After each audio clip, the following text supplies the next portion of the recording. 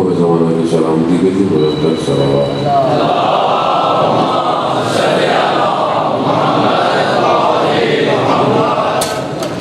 لا حول ولا قوة إلا بالله العلي العظيم۔ حسبنا الله ونعم الوكيل، نعم المولى ونعم النصير۔ أعوذ بالله من الشيطان الرجيم، بسم الله الرحمن الرحيم۔ الحمد لله الذي يؤمن الخائفين وينجي الصالحين ويجزع المستكبرين ويهلك ملوكا ويستخلف آخرين، والصلاة والسلام على رسوله الثقلين محبوب رب المشرقين والمغربين جد الحسن والحسين نبينا سيدنا بالقاسم محمد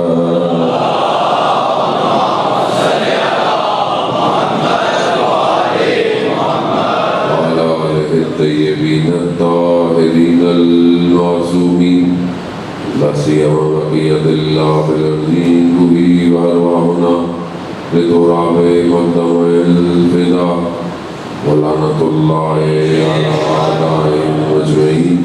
بسم الله الرحمن الرحيم۔ رب اشرح لي صدري ويسر لي أمري واحلل عقدة من لساني يفقهوا قولي، أما بعد فقد قال سبحانه وتعالى في كتاب الحكيم والقرآن المجيد: وما خلقت الجن والإنس إلا ليعبدون۔ صلى الله عليه وسلم۔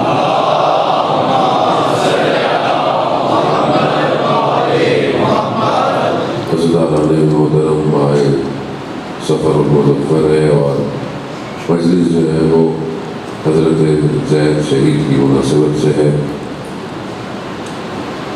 اہل بیت علیہ الصلوۃ والسلام کی اولادیں جو تھی وہ ان کی فضیلت، ان کی نسبت کی وجہ سے صرف نہیں تھی، یقیناً اولادیں بہت ساری تھیں، خود امام زین العابدین کی بھی، مگر جس نے اپنے آپ کو امام کے قریب کیا، جس نے قرب الہی کو اختیار کیا، اس کا مقام اتنا ہی بلند ہو گیا۔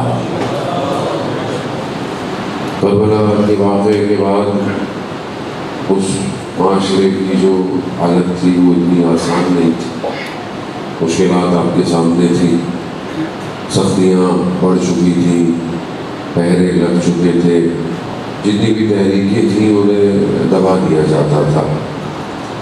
عالم اسلام کا مسئلہ پورا یہی تھا کہ وہ ایک امام 35 سے 40 سال گریا کرتا رہا، لیکن اس کے گریے نے صرف مظلومیت کا اظہار نہیں کیا۔ اس 35 سے 40 سال ہر امام نے اپنے زمانے میں اپنے دور کے مطابق امامت کو ادا کیا ہے۔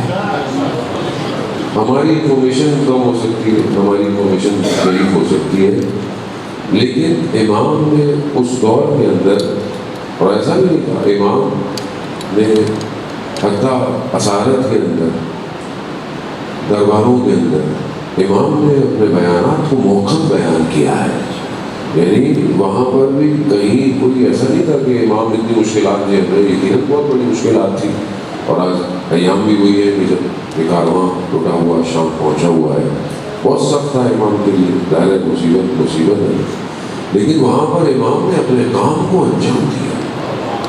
شجاعت جو ہے وہ امام زین العابدین کی وہ بھرپور ہے، ایک ہاتھ میں ہتھ گھڑی، ایک ہاتھ میں کائنات، حیران کھڑا ہوں ایسا صاحب مختار دیکھ کر، یعنی مختار بھی ہے لیکن ہتھکڑی ہے، لیکن کام ایسے ہی کرنا ہے، کام کرنا ہے، دین کا کام، اور وہ کام کہ جو بابا نے کربلا میں بدن کٹوا کے دیا،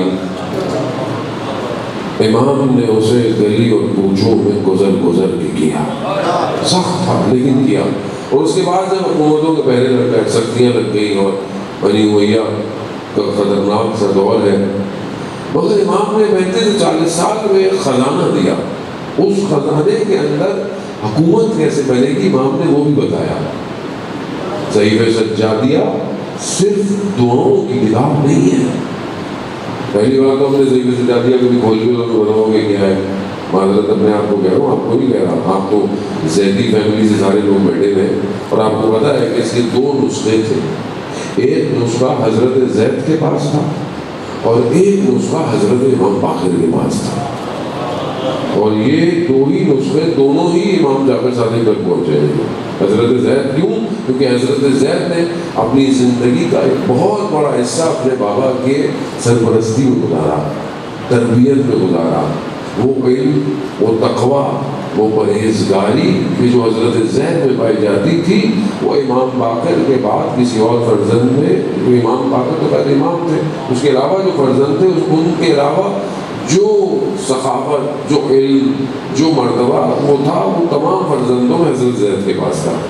حضرت زید مشہور تھے، جو مدینہ میں آتا تھا تو ان کے بارے میں پوچھتے تھے تو وہ یہ کہتے تھے کہ یہ یعنی قرآن پڑھنے والے ہیں، یہ یعنی مسجد کے ستون ہیں، یعنی ہر وقت یہ قرآن کی تلاوت میں مشغول ہیں، مساجد میں خدا کی عبادت میں مشغول ہیں. وہ ایسی تھے. اور کہتے ہیں کہ امام ابو حنیفہ جو تھے وہ خود حضرت زید کے شاگرد تھے، وہ ان کے شاگردوں میں سے تھے. وہ جانے محترم بہرحال، لیکن وہ جو شخصیت نے دیکھیں تربیت، جو بہترین تربیت ہے اس میں کہا کچھ نہیں جاتا، اس میں خود عمل کیا جاتا ہے. مثال کے طور پر آج آپ اپنے بچوں کی تربیت کرنا چاہتے ہیں، آپ کہتے ہیں بیٹا یہ کرو، بیٹا وہ کرو، یہ کیا کر رہے ہو، یہاں کیوں جا رہے ہو، وہاں کیوں جا رہے ہو. ابھی بچہ جوان ہو رہا ہے، ہارمون چینج ہو رہے ہیں، ابھی وہ اوفینڈ کرتا ہے. یہ کیوں مطلب کیوں؟ اچھا جس چیز سے آپ اس کو منع کر رہے ہیں، جس چیز کی آپ اس کو ترغیب دے رہے ہیں، آپ خود کر رہے ہیں یا نہیں کر رہے. بیٹا قرآن پڑھو، بیٹا دیکھ رہا ہے ابا نے خود قرآن نہیں بولا کبھی، بیٹا کر قرآن پڑھے. بیٹا نماز پڑھو پڑے وقت، بولا ابا بیٹے فون پہ لگے ہوئے، ابا پڑے وقت نہیں پڑھ رہے. تربیت نہیں ہے. تربیت میں آپ نے اپنی تربیت کرنی ہے، بچہ آپ کو فالو کرے گا. اب جس بچے نے اپنے والد کو دیکھا ہو جو ہر وقت راز و نیاز کرتا ہے، جو سید الساجدین ہے، جو زین العابدین ہے، تو اس بچے نے کیا لیا ہوگا اپنے والد سے؟ اسی تربیت کو آپ سمجھ ہی نہیں سکتے، کیونکہ یہ القاب پوری انسانیت کی بشریت میں کسی کے پاس نہیں ہے. وہ کہ ہر امام عابد ہے، ہر امام کی عبادت بھی ہے، زینت ہے، لیکن یہ بہرحال القاب جب عطا ہوتے ہیں تو اس کے پیچھے خاصیت تو ہوتی ہے. اور یقیناً جیسے امام زین العابدین کی عبادت اور سجدے تھے، انسان وہاں پہنچ نہیں سکتا. یعنی میں اپنی بات کر رہا ہوں، بہت ضعیف ہے، بہت کمزور لوگ ہیں ہم کہاں. اور حتیٰ ہم تو امام کے اصحاب کے اور ان کے غلاموں کے بھی قدموں کی خاک بھی نہیں بن سکتے. لیکن ہم اپنی عبادت کو اگر چیک کریں تو کیا ہے، جب اللہ کسی مشکل میں پھنسا دیتا ہے تو اللہ یاد آتا ہے، اور جب وہ بھی ہمیں دنیا میں سب دکان دروازے بند نظر آتے ہیں تو کہتے چلو اللہ. لیکن اللہ کے ولی اللہ کی بارگاہ میں مشکل کی وجہ سے نہیں آتے، وہ ہر حالت میں خدا کی بارگاہ میں ہے، ان کی عبادتیں ان کی ہیں. اب آپ روزے عاشورہ سب کچھ ختم ہو گیا، خیمے جل گئے، شام غریبہ آ گئی. آپ کو تصور کریں اس بات کو کہ مغرب کے وقت جو امام نے سجدہ کیا ہوگا، سبحان ربی الاعلیٰ وبحمدہ، یعنی سب لوٹ چکا، بکھر گئے سب. اس پر بھی امام کہہ رہے ہیں پاک اور منزہ ہے تیری ذات، سبحان ربی الاعلیٰ وبحمدہ. اب ظاہر ہے ایک بچہ اپنے گھر میں دیکھ رہا ہے کہ یہ میرے والد کی عبادت ایسی ہے، دعائیں ایسی ہیں. بہت امپورٹنٹ. آج جو معاشرے کے اندر جو ہماری پرابلم ہے اس میں 2 چیزوں کا فقدان پایا جاتا ہے. جو ہے اسٹیٹس کو ہمیں قبول کرنا چاہیے. جناب محترم، کیا ہے کہ معاشرہ جو ہے وہ اخلاقی قدروں سے دور ہوتا جا رہا ہے. ظاہر میں دیندار بھی ہے، ظاہر میں سب کچھ ہے، لیکن جو ہیومن ویلیوز ہے وہ کم ہوتی جا رہی ہے۔ اچھا وہ کیوں کم ہو رہی ہے؟ کیونکہ انسان کہیں بھی واعظ نہیں سن رہا، نصیحت نہیں سن رہا۔ جبکہ مولا کائنات نے حضرت کمیل سے کہا تھا، کیا کہا تھا؟ کمیل واعظ کرو، نصیحت کرو، کان سننا چاہتے ہیں۔ لیکن انسان کا اندر کا سٹرکچر ایسا ہے کہ اسے نصیحت چاہیے، لیکن نفس ریٹیلیشن دکھاتا ہے۔ آج کا دور ایسا ہے کہ آپ کسی کو نصیحت کریں 2 منٹ آپ اگلی دفعہ آپ سے ملتا بھی نہیں۔ سگی اولاد کو بیٹے کو نصیحت کریں وہ منہ بدل لے گا، ادھر ادھر چلا جائے گا۔ دنیا ایسی ہو گئی۔ تو آپ سوچیں کہ ائمہ نے جو امر بالمعروف کیا ہوگا، جو انبیاء نے اپنا کام کیا، کتنا سخت ہوگا، مگر آسان کام تھا، سخت کام تھا۔ تو ہم بہرحال اوریجنل کانٹینٹ سے دور ہیں، جو اوریجنل کانٹینٹ ہے نا اس سے دور ہے۔ اب ہمارے پاس جو برہم حضرت زید کے ذریعے سے آیا وہ کیا ہے؟ صحیح میں سچا دیا۔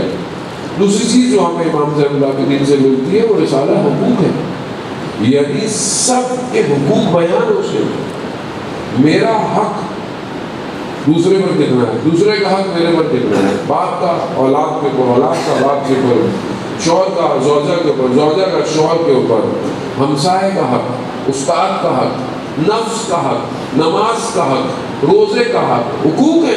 چھوٹا سا رسالہ ہے، لیکن ہمیں کبھی پڑھنے کی توفیق، یہی وجہ ہے کہ آج معاشرے میں کسی کے حقوق کا خیال رکھا نہیں جاتا۔ وہ انسان حقوق کا خیال کرے۔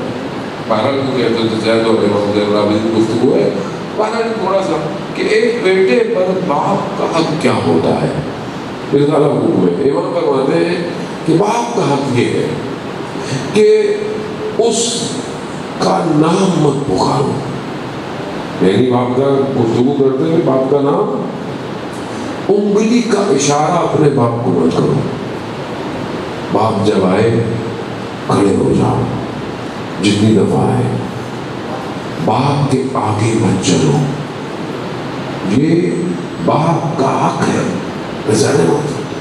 وہ انسان اپنے والد کے حقوق کو ادا کرے، اور دوسری طرف باپ کا بھی حق ہے اولاد کے اوپر، اور باپ ہی کی دعا آسمانوں کو چیرتی ہوئی جاتی ہے، باپ کی دعا، تو باپ کو دعا کرنی چاہیے۔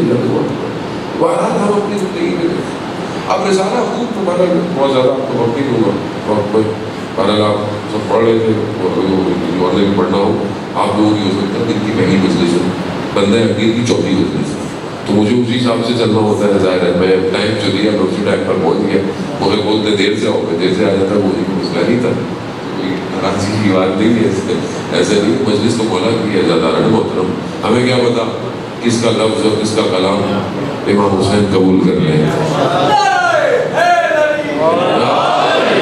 تو یہ آپ دیکھیں کہ جو چیز ہے وہ اس میں جو امپورٹنٹ ہے وہ رسالہ حقوق اور صحیفے سے جاتی ہے، اس کو بہرحال ٹائم نکالیں، اس کو پڑھتے ہیں۔ آپ کے پاس ایک چھوٹی سی مثال دیتا ہوں اور آگے بڑھتا ہوں۔ رسالہ حقوق اور کے بھی ہمارے بہت سارے دروس رہے، اور ابھی کوشش بھی کر رہے ہیں کہ اس کی جو شرح اس کو اردو میں ترجمہ کر لیں۔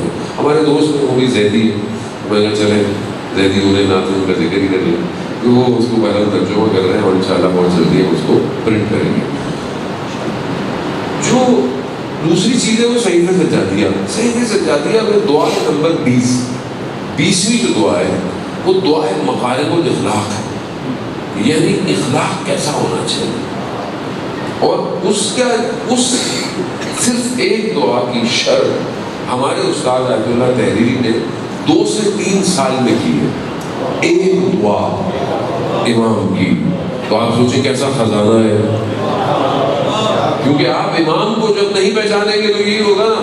ابھی مثال کے طور پر آپ کو فلانا شخص ہے، فلانا موٹیویشنل اسپیکر ہے، فلانا ملینئر ہے، فلانا بلینئر ہے، اس نے کتاب لکھی ہے تو وہ بیسٹ سیلر ہوتی ہے نا کتاب، بھائی وہ کتاب بک گئی اور یہ ہو گیا، how to be a millionaire, فلانا کام کیسے کرے۔ دنیا ایسی ہے، اب جسے یہ پتہ ہی نہیں امام کسے کہتے ہیں، امام کون ہے؟ بس ایک خلاصہ تھا، وہ کائنات عوالم میں ڈسٹریبیوٹڈ ہے، کس میں؟ عوالم، مختلف عالم ہے. ہم جس پر ہے یہ عالم مادہ ہے، میٹر ہے. اس کے اوپر عالم کرسی ہے. عالم کرسی یعنی کرسی و سماوات والارض. جو بعض لوگ ہمارے دوست آپ ترجمہ کرتے ہیں کہ اللہ کرسی پہ بیٹھا. اللہ کسی کرسی پہ نہیں بیٹھ سکتا. جو کرسی پہ بیٹھے ہیں وہ اللہ. کرسی قدرت ہے، کرسی ایک طاقت ہے جس نے احاطہ کیا ہوا ہے. یہ یوں کہیں کہ آپریشنل اتھارٹی ہے. یہ جو آپریشن ہو رہے ہیں، سب کام کیا جا رہا ہے، یہ کرسی پر ہے. مگر کرسی کو ڈائریکشن کہاں سے ملتی ہے؟ یہ جو پورا عالم ہے، کرسی السماوات والارض ہے کہ مادہ اسی کے اندر آتا ہے. اس کو ڈائریکشن کہاں سے ملتی ہے؟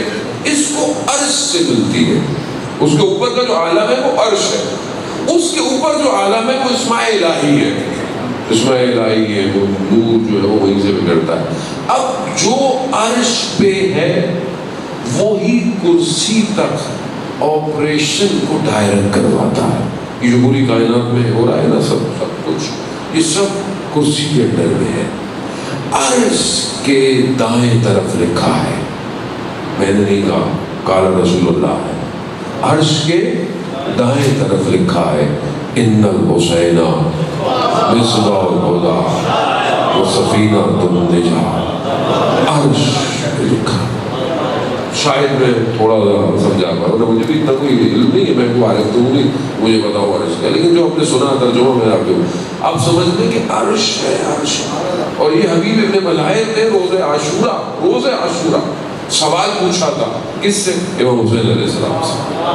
اور کہا مولا میں سوال اس میں نہیں پہنچ رہا کہ میری موت قریب ہے تو مجھے خوف ہے. نہیں، ایسا بالکل نہیں ہے، بلکہ میں مرنے سے پہلے اپنی معرفت میں اضافہ چاہتا ہوں. مرنے سے پہلے اپنی معرفت میں اضافہ چاہتا ہوں. تو میں مولا آپ سے سوال ہے، جب آپ اس زمین پر نہیں آئے تھے تو آپ کہاں تھے اور کیا تھے؟ امام کو سمجھنا ضروری ہے. بغیر سمجھے ہوئے امام ابو بھی مانتے تھے، امی بھی مانتی تھی. ایسا دین نہیں چاہیے. دین وہی ہو جو لاجیکل ہو. دین وہی چاہیے. وہ آپ امام کو نہیں سمجھے گے امت نہیں بنے گی. امام کو نہیں سمجھے فرقوں میں بڑھے گئے. امام کو نہیں سمجھا جو غیبت میں انتظار کر رہا ہے اس تک نہیں پہنچ پا رہے. امام کو سمجھے. امام مولا کہاں تھے جب اس دنیا میں نہیں آئے تھے اور کیا تھے؟ امام ارشاد فرماتے ہیں جب ہم اس حالت میں نہیں آئے تھے تو ہم عرش پہ تھے اور نور کی حالت میں تھے. یعنی علم جو ہے امام کا عرش سے متصل ہے.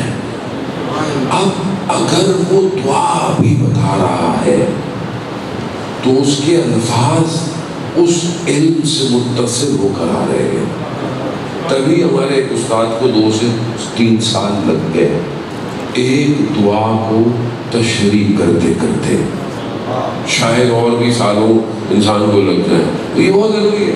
لیکن ہمارے پاس تو فرصت نہیں ہے مولانا. ہم تو Instagram, TikTok, WhatsApp, YouTube, Snapchat اس سے فارغ ہوں تو صحیفہ سجادیہ کو دیکھیں. ظاہر ہے ہمارے یہاں رواج بھی. قصور ہمارا ہے، آپ کا تھوڑی قصور ہے. قصور تو اس کا ایک ممبر پہ آگے بیٹھتا ہے. کام اس کا تھا ہی، اس نے کام ہی نہیں کیا. اس نے ابھی عمر نہیں کیا، اس نے آپ کی عمر نہیں کیا. اور آج جو معاشرے کی حالت ہے اسے اوریجنل کانٹینٹ چاہیے. اسے قال امام باقر، قال امام صادق چاہیے. اور یہ خود امام کا قول ہے. امام 8ویں امام فرماتے ہیں ہماری بات لوگوں تک پہنچا دو، لوگ خود منقلب ہو جائیں گے. لوگ خود منقلب ہو. تو ہم بہرحال اپنے اسی پر ذہن میں ظاہر محترم کہ میں آپ کی خدمت میں بھی اٹھ کے ایسے نہ چلا جاؤں، میں بھی آپ کی خدمت میں 1-2 اقوال بیان کروں. لیکن یہ دعا مغالب الاخلاق، اخلاق، یہ جو باڈی ہے نا یہ ہارڈ ویئر ہے. اس کے اندر ایک سافٹ ویئر ہے. ہارڈ ویئر جیسا بھی ہو بہتر ضروری، اچھا صاف ستھرا ہو، طہارت ہو، اچھی بات ہے. لیکن اصل جو انسان پہچانا جاتا ہے اپنے سافٹ ویئر سے پہچانا جاتا ہے. بہترین شخص ہو، بہت مضبوط اسٹرانگ ہو، ذرا سی کوئی چیز ہو جائے ہو سکتا بھاگ جائے. بولے یار اتنا مضبوط آدمی تھا، اندر سے ڈر ہوتا ہے، شجاع نہیں ہے. باہر بہت پرہیزگار، بڑا زبردست، سلام دعا احترام کر رہا ہو، گھر پہ جائے ذرا سا بچے نے کچھ کہہ دیا پھٹ پڑے. یہ صحیح آدمی نہیں ہے. سافٹ ویئر مشکل میں ہے. یہ اخلاق سافٹ ویئر کو ڈیزائن کرتا ہے، یہ تحمل دیتا ہے، یہ پیشنس دیتا ہے، یہ معرفت دیتا ہے. کس چیز کی؟ کہ تم اس دنیا میں تھوڑی دیر کے لیے ہو، اور جب تھوڑی دیر کے لیے ہو تو اتنی ناراضگیاں اچھی نہیں ہے، اتنے غصے اچھے نہیں ہے. کیوں اپنے آپ کو چھوٹی چھوٹی باتوں پہ بیچ رہے ہو؟ ایسے ہی نا مولانا صاحب بہت پریشانی ہے. کیا پریشانی؟ پتہ بھی نہیں پریشانی کیا ہے. اینگزائٹی ہے، ڈپریشن ہے. وہ بھائی عمر کتنی نہیں ڈپریشن ہوگی. چھوٹے بچے کو اسٹریس میں ہو کس چیز کے؟ پتہ نہیں امتحان کے اسٹریس میں کس کے. ہم اپنے آپ کو دیکھیں. اللہ کے ولی بڑی سے بڑی مصیبت میں خدا کی بارگاہ میں شکر گزار رہتے تھے، کیونکہ وہ مصیبت کو اپرچونٹی سمجھتے تھے خدا کے اور قریب ہونے کی. تو مشکل آئی ہے، یہ اپرچونٹی ہے، یہ خدا اپرچونٹی دے رہا ہے. آؤ آؤ میرے پاس آؤ، اور آؤ میں اور قریب جا رہا ہوں. اللہ آزماتا ہے. اس کی میں مثال بار آپ کو پیش کروں. عبد اللہ قاضی طباطبائی رضوان اللہ تعالیٰ کے شاگرد تھے، ہاشم حداد تھے، کربلا کے رہنے والے تھے، اور لوہار تھے. حداد لوہار تھے، کوئی طالب علم نہیں تھے، شاگرد تھے. ان کے بعد لوہار تھے، مگر ان کے بہترین شاگردوں میں سے لوہے کو دہکتے ہوئے لوہے کو ہاتھ سے اٹھا لیتے تھے. ہاتھ سے دہکتا ہوا لوہا اٹھا لیتے تھے. لیکن آدمی واقعی اپنے آپ کو اس کے قریب کر لے تو کوئی اس کو جلا نہیں سکتا. قرآن کہہ رہا ہے نا حضرت ابراہیم کے لیے کہ ہم نے ابراہیم کے لیے آگ کو نہ صرف ٹھنڈا کیا بلکہ سلامتی والا بھی بنا دیا. جو آگ سے اس کی ملکیت چھین لے، حکومت ہے نا، آگ کا کام جلانا ہے، وہ چھین لیا خدا نے اس میں سے. وہ اس کے قریب جاؤ، دنیا کی بھی آگ کو ہونے کی مشکل ہے. یہ چھوٹے چھوٹے پٹاخے جو آپ کو راتوں میں نظر آتے ہیں آج کے لیے ادھر اطراف کے ملکوں میں، جو دنیا دار ہیں وہ ڈرتے ہیں، اور جو اللہ کے ولی ہیں ان کو اس آگوں سے کچھ نہیں ہوتا. وہ جو انتظار کرتے ہیں کب کون سی آکر لگے، ساری زندگی اسی انتظار میں گزر گئی. یا لیتنی کنت معکم فافوز فوزا عظیما. کاش ہم بھی کربلا ہوتے، ہم بھی آپ کے ساتھ کامیاب ہو جاتے. تو آج بھی تو امام زمانہ کے لیے ہے نا یہ سب کچھ، بات کامیابی ہے، گھبرانا نہیں ہے. تو مگر وہ اس مقام پر پہنچے ہوئے تھے، مگر ان کی ایک امتحان تھا.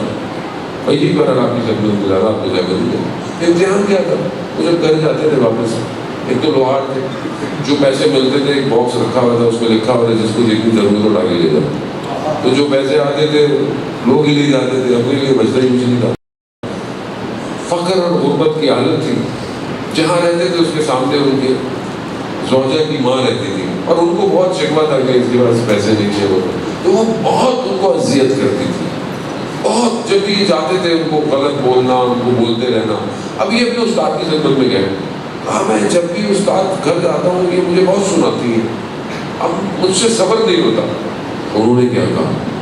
تمہارا امتحان یہی ہے، تمہارا امتحان. اسدارہ نے محترم آپ یقین کریں گے کتابوں کے اندر ہے. ایک دن وہ گھر گئے، انہوں نے اتنا ان کو برا بلا کہا، وہ چھت پہ لڑ گئے. انہوں نے پھر بھی انہیں اتنا برا بلا کہا. وہ وہاں سے نکلے. کربلا اس ٹائم اتنا بڑا نہیں تھا. کربلا میں شہر سے باہر بھاگے، جنگل تھا وہاں، اس کی طرف بھاگتے رہے. بھاگتے دیکھا نفس تجرد کر گیا، یعنی خود اپنے آپ کو دیکھ رہے تھے. ایک دم پرواز کی اور اوپر سے عالم کو دیکھنا شروع کر دیا. امتحان تھا، ہر بندے کا امتحان ہے، اور یہی آپ کو اپنے اخلاق سے محنت کرنا ہے. ملا احمد ناراکی کہ جنہوں نے کتاب لکھی اخلاق کی، اردو کے اندر بھی اس کا ترجمہ ہے، اور معراج السعادہ اس کا نام ہے. اردو کے اندر اسکین بکس میں آپ کے پاس مل جائے گی آپ کو PDF فارم میں. معراج السعادہ یہ کتاب ایکچوئل میں ان کے والد نے لکھی تھی.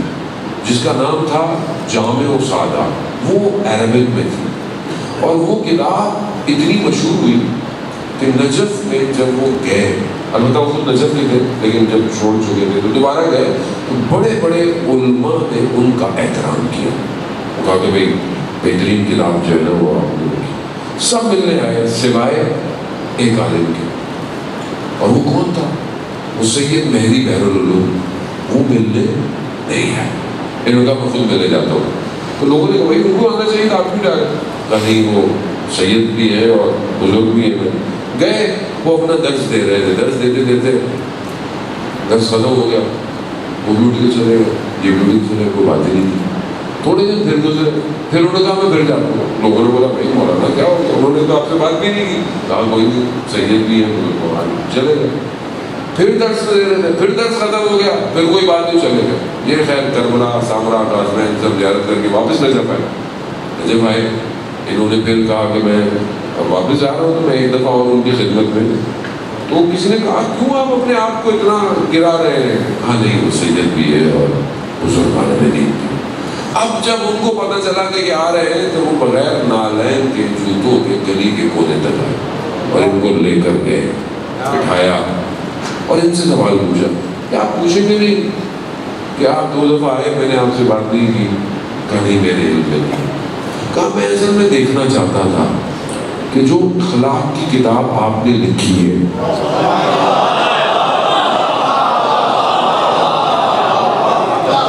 وہ اخلاق آپ میں پایا جاتا ہے یا نہیں؟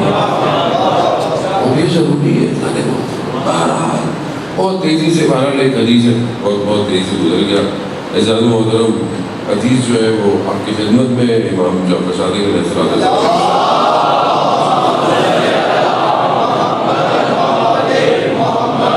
ویسے اخلاق کی تربیت کی حدیث ہے، بہت زیادہ میں آپ کو مزاحم نہیں ہونا چاہتا۔ ارشاد ہوتا ہے کہ اگر خدا کسی سے محبت کرتا ہے تو اسے 4 کوالٹیز دیتا ہے۔ خدا کسی سے محبت کرتا ہے تو اسے 4۔ اب آپ اور ہم نے چیک کرنا ہے خدا ہم سے محبت کرتا ہے یا؟ اگر یہ کوالٹیز ہیں تو بسم اللہ، نہیں ہے تو مایوس نہیں ہونا، ہمیں ان کو ایکٹیویٹ کریں۔ پہلی کوالٹی کیا ہے؟ ارشاد ہوتا ہے الصمت وہو اول عبادہ۔ پہلی کوالٹی کیا ہے؟ خاموش ہے، سکوت اختیار کرنا، اور یہ اول عبادت ہے۔ زبان جو ہے سب سے زیادہ گناہ، میں جوانوں سے کہہ رہا ہوں، شہید دستگیر کی کتاب ہے گناہ کبیرہ، اس کو آپ پڑھیں، بہت ضروری ہے۔ اس کے اندر سب سے زیادہ جو گناہ ہے وہ زبان سے۔ زبان ایسی ہے، اگر آپ نے اچھائی کی اور پھر زبان سے بات نکل گیا تو کام فنش ہو گیا۔ عبادت کی، سجدے کیے، بات نکلے، کسی کو غلط بول دیا، غیبت کر دی کسی کی، تہمت لگا دی، سب گیا، سب اڑ گیا۔ روز محشر اللہ نہ کرے ایسا ہو کہ آپ کے اعمال نہ ہوں، آپ بولیں گے میرے اتنے سارے اعمال کیے تھے، کیا ہوا؟ تو خدا کہے گا کہ جو اس کی تم نے غیبت کی تھی سارے اعمال اس کی ڈائری میں شفٹ ہو گئے۔ ایسے ہی غیبت کے مشکلات یہی ہے۔ تو پہلی عبادت کیا؟ خاموش، سکوت اختیار۔ حضرت لقمان سے پوچھا گیا کہ آپ کو یہ حکمت یعنی وزڈم کیسے ملی؟ کہا سکوت سے، خاموش رہنے۔ آیت اللہ عظمہ بہجت کے بارے میں جانتے ہیں، سنتے رہتے ہیں، اتنا جو ان کے پاس مقام تھا وہ خاموشی کی وجہ سے۔ اور حضرت محمد مصطفیٰ صلی اللہ علیہ وسلم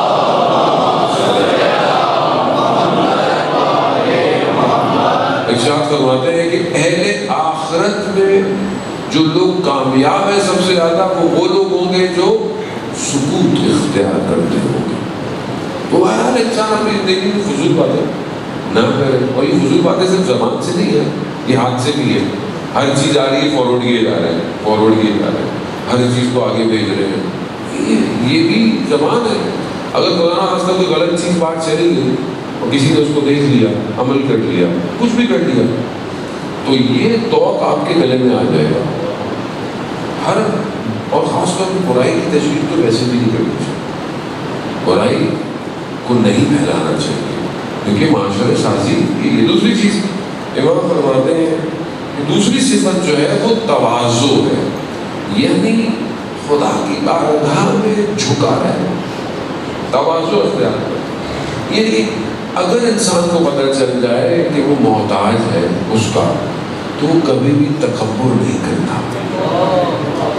جو انسان کو ملا ہے وہ اس کا نہیں ہے۔ بھائی جو بھی انسان کے پاس ہو، مال ہو، دولت ہو، مطلب اولاد ہو، شہرت ہو، ڈیزگنیشن ہو، پوسٹ ہو، کچھ بھی ہو، کیا انسان کو اس قابل ہے کہ ساری چیزیں نہیں رہ سکتا؟ تو پھر اکڑنا کس چیز میں؟ جھک کے چلے، تواضع اس کی بات کا، انتم الفقراء الی اللہ، قرآن کی آیت ہے، تم سب اسی کے محتاج ہو۔ تو جس کو اس کا محتاج ہوتا ہے تو انسان کیسے چلتا ہے؟ تواضع کرتا ہے اس کا، اور یہی تواضع آپ کی سوسائٹی میں آپ کے اخلاق کو بلڈ کرتی ہے۔ جب آپ کا اخلاق اچھا ہوتا ہے، تواضع کرتے ہیں، تو لوگ آپ کو پسند بھی کرتے ہیں، لوگ انا پرست شخص کو پسند بھی نہیں کرتے، ہو سکتا ہے اس کے منہ میں تعریف کر دیں لیکن کبھی بھی اس کے پیچھے اس کی تعریف۔ تیسری چیز امام فرماتے ہیں، تیسری جو ہے التوکل علی اللہ، اللہ پر توکل کرنا۔ یہ کون سی سی بات ہے؟ اللہ جس سے محبت کرتا ہے ان کو یہ دیتا ہے، صرف خاموشی، تواضع دیتا ہے اور اس کو توکل دیتا ہے۔ توکل کس پر؟ یعنی اللہ کے اوپر توکل، یعنی بہترین تمہارا جو وکیل ہے وہ کون ہے؟ ابھی دنیا میں آپ کی کمپنی کا بہترین لائر ہو تو آپ کہتے ہیں بھائی کوئی مسئلہ نہیں ہے، انکم ٹیکس اوپر نیچے کر لو، لائر ہمارا بڑا اسٹرانگ ہے، بولا نا سب کر لے گا، یہ کر لے گا۔ جانے مطلب اب جس کا وکیل خدا ہو اسے کیا پریشانی ہے؟ وہ ڈیپینڈ ہی نہیں کر رہا کسی پہ، وہ خدا پر ڈیپینڈ کر رہا ہے۔ مطلب خدا پر ڈیپینڈ کرنے کا یہ مطلب نہیں کہ آپ نے خود کچھ نہیں کرنا، یعنی خود بھی کچھ کرنا ہی ہے۔ اللہ شفا دیتا ہے، مطلب کہتا ہے ڈاکٹر کو دکھاؤ، گولی کھاؤ، دوائی کھاؤ، شفا میں دوں گا۔ آپ دیکھیں مہنگے سے مہنگے ڈاکٹر کو دکھا دیں، مہنگی سے مہنگی دوائی کھا لیں، لیکن جب مرنا ہے مرنا ہے، ایسے ہی ہے نا۔ لیکن شفا ہونی ہوگی تو کہیں سے بھی ہو جائے گی۔ تو خدا کہتا ہے تم کوشش کرو، توکل کرو، مگر کوشش کرو۔ چوتھی اور آخری صفت پروردگار امام فرماتے ہیں کہ جس سے خدا پسند کرتا ہے، محبت کرتا ہے، اس کو چوتھی صفت دیتا ہے الزہد فی الدنیا، دنیا میں زاہد ہوتا ہے۔ زاہد کے سادے معنی کیا ہے؟ بعد میں آپ کی خدمت میں گفتگو کو اختتام ہوا، بہت زیادہ ہو گیا۔ حضرات محترم، زاہد کے معنی ترک دنیا کے ہیں، دنیا کو چھوڑ دینا۔ لیکن دنیا کو کیسا چھوڑنا؟ کہ میں دنیا کو چھوڑ دوں، میرے 1,04,000 پیپر کس لیے ہے، اور آخری نبی غارِ حرا سے نیچے اتر کے گھمائے تھے۔ زہد کے حقیقی معنی ترک دنیا، یعنی دنیا ہو مگر دل دنیا میں نہ ہو۔ زہد فی دنیا، دنیا میں زہد ہے، نہ دنیا کو چھوڑ کے زہد ہے۔ جب کچھ ہے ہی نہیں تو پھر کون سا زہد ہے؟ میں کمرے میں بیٹھا ہوں لیکن جب کچھ ہے ہی نہیں تو پھر کیسا زاہد ہے؟ میں کمرے میں بیٹھ جاؤں، موبائل چھین لو، ٹی وی چھین لو، بازار میں نہیں جاؤں، گناہ نہیں کروں، وہ کمال نہیں ہے۔ کمال یہ کہ بازار میں بھی ہو، سب کچھ ہو، اور اللہ کے حرام سے اپنی نگاہوں کو بند کر کے رکھو۔ کمال یہی ہے، زہد یہی ہے، اور اللہ جسے چاہے انہیں یہ صفات دیتا ہے۔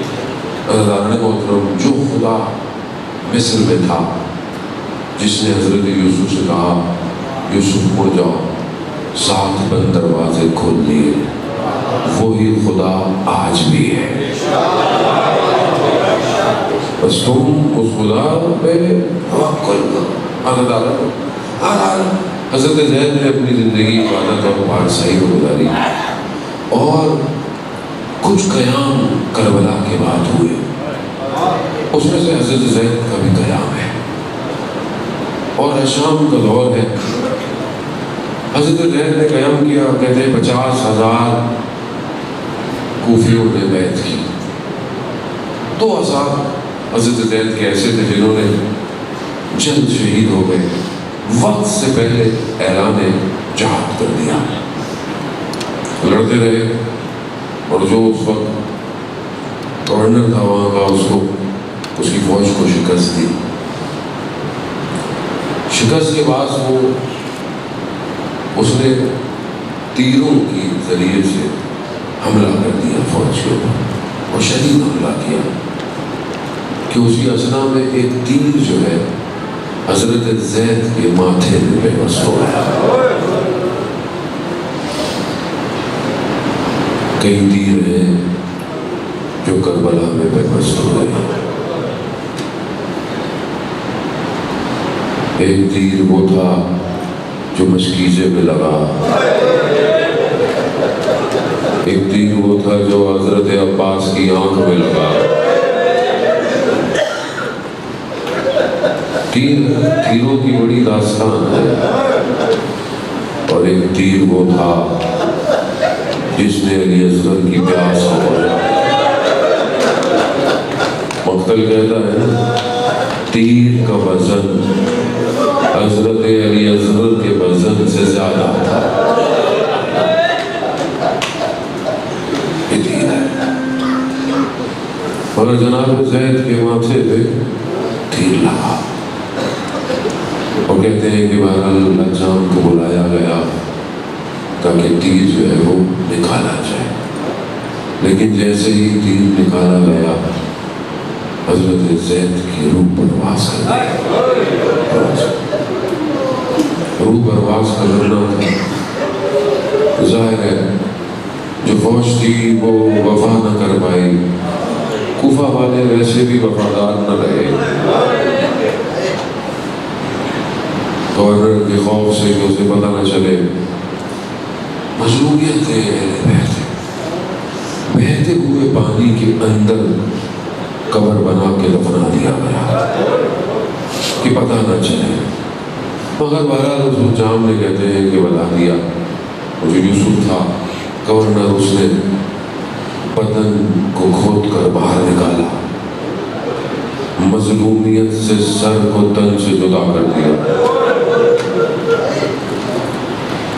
جد کی طرح حضرت زید کے ساتھ بھی وہی ہوا جو ان کے اجداد کے ساتھ ہوا. سر کو تن سے جدا کر دیا, بدن کو لٹکا دیا گیا.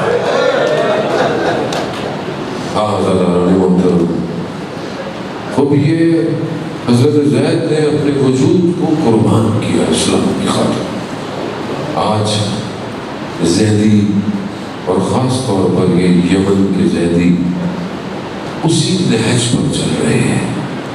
اور یقیناً ان کا قیام حقیقی قیام ہے. یہ انہی کے بارے میں روایات ہیں, انہی کے بارے میں کہا گیا ہے کہ اہل یمن کی طرف نگاہ رکھو ظہور سے پہلے. تو یہ سب بہرحال حضرت زید کی اس استقامت اور شجاعت کی وجہ سے. یقیناً بہت ظلم ہوا, یقیناً بہت ایک جابر طریقے سے بدن کو لٹکا کر کئی عرصے تک جلا دیا گیا اور خاک کو اڑا دیا گیا. میں کہوں گا حضرت زید سے کہ یقیناً آپ کے ساتھ اچھا نہیں ہوا, بہت ظلم ہوا. مگر آپ کے بابا نے جو دیکھا, لا یوم یوم بابا عبداللہ, یقیناً آپ کے بدن کو لٹکایا گیا, خاک میں جلا دیا گیا. مگر آپ نے یقیناً اپنے بابا سے کبھی تو پوچھا ہوگا کہ انہوں نے اپنے بابا کے بدن کو کیسا دیکھا. عزیزان محترم, 3 دن تک زہرا کا لال کربلا کی زمین پر پڑا رہا. بدن کی حالت ایسی ہے کہ پہچانا نہیں جاتا, سر موجود نہیں ہے, بس ایک آدھ مرحلہ رہا دل دوا سے دعا. امام جب اجازت امامت سے پہنچے نہ کربلا, آپ جانتے ہیں کہ بنی اسد کے قبیلے کے ذریعے سے امام نے بدنوں کو دفنایا ہے. بنی اسد کا قبیلہ وہ قبیلہ ہے کہ جب خود امام حسین کربلا پہنچے تھے تو امام نے زمین کو خریدا تھا اور بنی اسد سے کہا تھا کہ دیکھو یہ زمین میں تمہیں واپس ہبہ کرتا ہوں، مگر میری 3 شرطیں ہیں۔ پہلی، جب ہم مار دیے جائیں تو ہمیں دفنا دینا، کوئی ہماری قبر کا پتہ پوچھ کے آئے تو اس کو بتا دینا، ہمارا کوئی زائر آئے تو اسے 3 دن ہمارا مہمان کرنا۔ یعنی امام کو اپنے زائروں کی بڑی فکر ہے۔ خدا کربلا کی زیارت نصیب فرمائے۔ حضرت محترم، اب یہ سننا تھا، بنی اسد روتے ہوئے چلے گئے، روتے ہوئے۔ امام نے کہا بنی اسد کی عورتوں کو بلاؤ، عورتوں کو بلایا گیا۔ کہا دیکھو اگر تمہارے مرد جان کے خوف سے ہمیں نہ دفنائے نا تو تم پانی بھرنے کے بہانے آنا اور ہمیں دفنا کر چلے جانا۔ عورتوں نے سنا، وہ بھی روتی ہوئی چلی گئی۔ آخر میں امام نے بنی اسد کے بچوں کو بلایا، کہا دیکھو اگر تمہارے ماں باپ نہ آئے نا تو تم مٹی کھیلنے کے بہانے آنا اور کھیلتے کھیلتے ہمیں دفنا دینا۔ عزیزان محترم، جب امام پہنچے نا 3 دن بعد، دیکھا بنی اسد کے لوگ تھے، 3 دن تک کوئی دفنا نہ پایا۔ امام نے ایک ایک کر دفنایا، یہ کیونکہ سر موجود نہیں تھے۔ امام نے کہا یہ اس کا بدن ہے، اس کا بدن ہے، اس کا ایک بدن کی طرف جانے لگے۔ میں کہوں گا حضرت زید، یقیناً آپ کو آپ کے بابا نے بتایا ہوگا جب وہ اپنے بابا کے بدن پر جا رہے تھے، لوگوں نے پوچھا کہ مولا، امام نے کہا میں خود دفناؤں گا۔ کوئی کس کا بدن؟ کہا میرے بابا کا بدن۔ بس ایک جملہ ہے، دم اصل داران محترم، امام مقاتل کہتے ہیں امام نے اپنے بابا کے بدن کو اٹھایا نہیں، بنی اسد سے کہا کوئی بوری ہے، امام نے اپنے بابا کے بدن کو سمیٹ کر دشت کربلا کی زمین میں لٹایا۔ امام قبر کی طرف دیکھ رہے ہیں، جب کوئی مسلمان دفنایا جائے تو اس کی گردن کو رخ قبلہ کیا جاتا ہے، کٹی ہوئی رگوں کو رخ قبلہ کیا، مٹی ڈالنا شروع کی، ٹوٹے ہوئے نیزوں کو ہٹا کر امام کچھ ڈھونڈ رہے ہیں۔ کہا مولا کیا ڈھونڈ رہے ہیں؟ کہا ایک کٹی ہوئی انگلی ڈھونڈ رہا ہوں۔ مٹی ڈالی، قبر پر لکھا ھذا قبر حسین ابن علی، یہ حسین ابن علی کی قبر ہے، قتل عطشانا، جسے پیاسا مار دیا گیا۔ اللہ لعنت اللہ علی القوم الظالمین وسیعلم الذین ظلموا ای منقلب ینقلبون۔ پروردگار کا لباسہ محمد و آل محمد کا امام زمانہ کے ظہور میں تاجیل فرما، ہمیں ان کے ناصر و ان کی مددگاروں میں شمار فرما، حاضرین میں جتنے ان کی تمام جائز خواہشات کو پورا فرما، بے گناہ شیروں کو رہائی عطا فرما، بے اولادوں کو اولاد صالح عطا فرما، بے روزگاروں کو رزق حلال عطا فرما، ہم سب کو کربلا کی زیارت نصیب فرما، پروردگار امام زمانہ کو ہمارے قلب سے راضی فرما، مسلمان جہاں بھی اپنی آزادی کی جنگیں لڑ رہے ہیں انہیں کامیابی عطا فرما، دشمنان اسلام کو نیست و نابود فرما۔ اللہم ارزقنا زیارت الحسین فی الدنیا و شفاعتہ فی الآخرہ۔